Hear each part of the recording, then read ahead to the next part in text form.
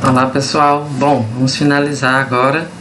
Finalizar não, mas estamos perto de finalizar o livro, que é Os Problemas da Estética, do Luigi Pareson. Agora vamos dar início ao capítulo 8. Eu vou dividir esse capítulo 8 em duas partes, cujo título é A Matéria Artística. Primeiro de tudo, vamos recordar, Existia uma antiga distinção que dividia as artes em artes liberais e artes servis, onde a última, as artes servis, eram relegadas a uma arte meramente operacional e executiva, que aos poucos foi reivindicada pelos artistas o seu caráter mental interior.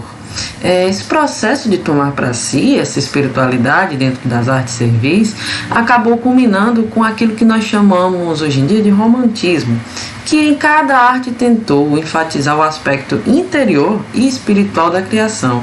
E como algo quase natural do fluxo da arte, veio um movimento posterior para reivindicar novamente o caráter operacional da arte como um fazer.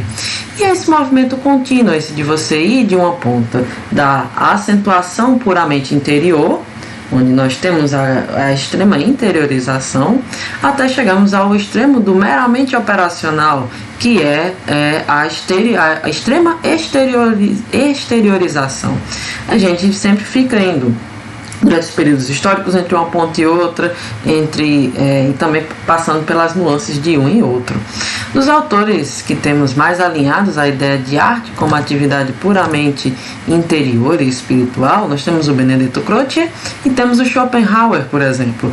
E, como era de se esperar, um séquito de outros autores levantou-se depois a reivindicar o caráter corpóreo da arte, o caráter físico da arte, com destaque para as correntes francesas do século XX, essas que afirmavam que a arte vai além da atividade interior e é uma exterioridade. Até mesmo artes como música e poesia, que possuem uma realidade auditiva e sonora, por exemplo, elas teriam essas realidades auditivas e sonoras que também são externas, elas não iam apenas de uma atividade interior.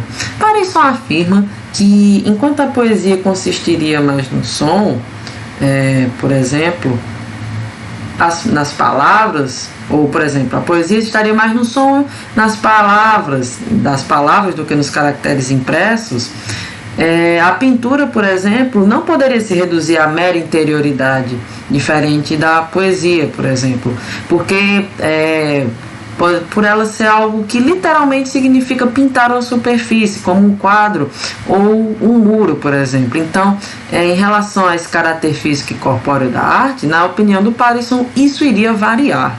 Assim, Pareson defende a ideia de inserir também a ideia de extrinsecação como um processo de dar corpo físico à obra, e que isso seria um caráter essencial à arte, porque existem inúmeros processos formadores de beleza que não se materializam no caráter físico, como, por exemplo, a virtude, ou uma ação, ou um raciocínio.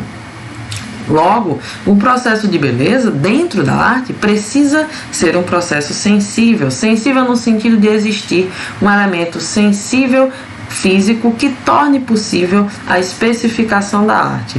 E Pareson vai avançar nessa discussão. A extrinsecação não seria uma parte do processo artístico. O todo da arte seria essa extrinsecação. Nas palavras do próprio Pareson, vamos aqui pegar o livro na página 155. Aqui na página 155, o Pareson diz: a pintura não é nada diverso de uma superfície colorida, a estátua nada diverso de um bronze fundido, a poesia nada diverso de uma série de palavras, a música nada diverso de uma sucessão rítmica de sons e a dança nada diverso de corpos e movimentos. Podemos pensar que Pareson esteja sendo excessivamente materialista e operacional nessas palavras, mas ele se defende afirmando que o corpo da obra de arte, ser o todo, não significa retirar dela a sua espiritualidade, e que essa estaria dentro do seu aspecto físico, onde os sentidos espirituais seriam falados através de seu aspecto sensível.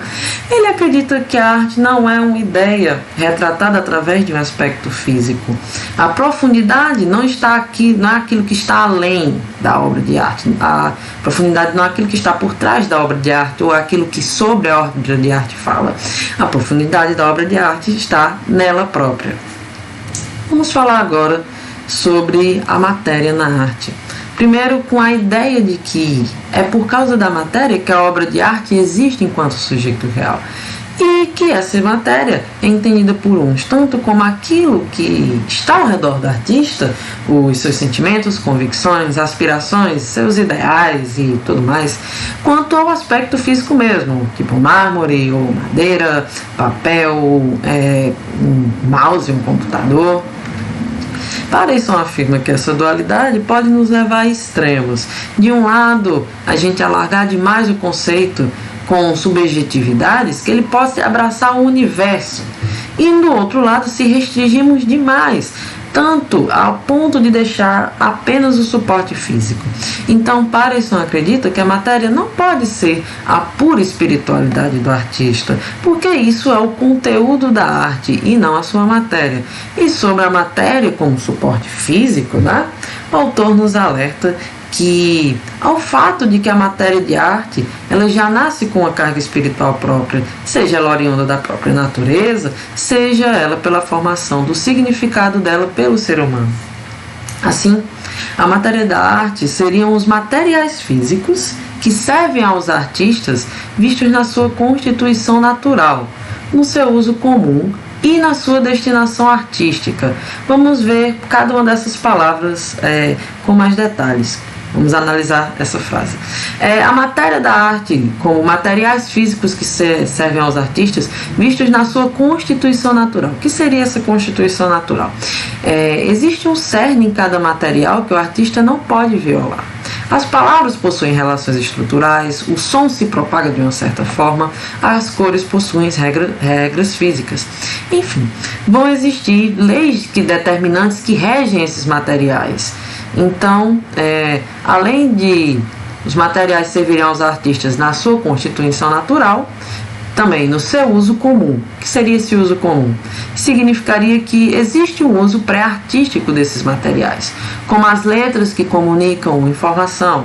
Esses usos comuns já estão permeados nesses materiais quando eles se adentram à obra, sejam das obras mais banais até as obras-primas, e na sua destinação artística. Finalizando a citação. Essa é a primeira parte do capítulo. No próximo vídeo vou comentar um pouco mais sobre o restante do capítulo. Até mais!